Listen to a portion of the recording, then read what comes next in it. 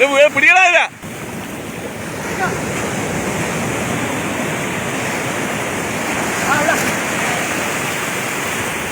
2000 കിലോയോളം തൂക്കം വരുന്ന തിമിംഗല സ്രാവ് വലയിൽ കുടുങ്ങി.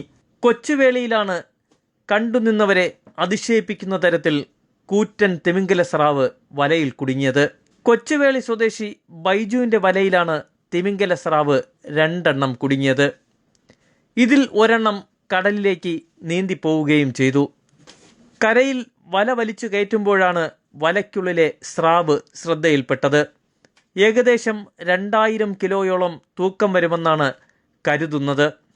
വല മുറിച്ച് കൂറ്റൻ തിമിംഗല സ്രാവിനെ കടലിലേക്ക് ഒഴുക്കിവിടാൻ ശ്രമിച്ചെങ്കിലും തിരയിൽപ്പെട്ട് മണലിൽ ഉറച്ചു കിടക്കുകയായിരുന്നു.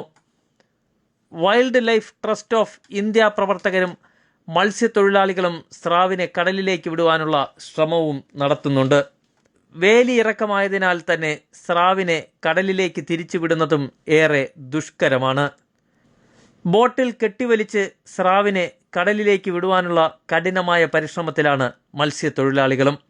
വംശനാശ ഭീഷണി നേരിടുന്ന ഇനത്തിലുള്ള സ്രാവായതിനാൽ പോലീസും വനം വകുപ്പും സംഭവസ്ഥലത്തുണ്ട്.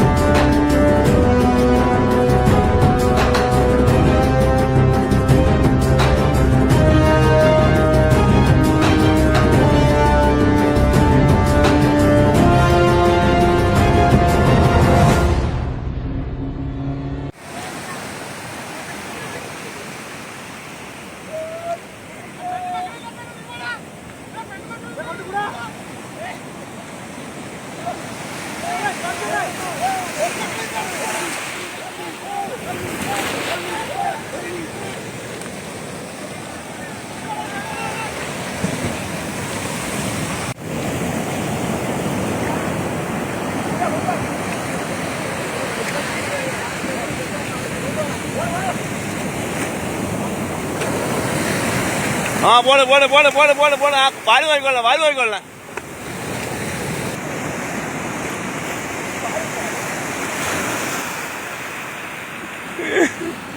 വാല് പിടിച്ചോ.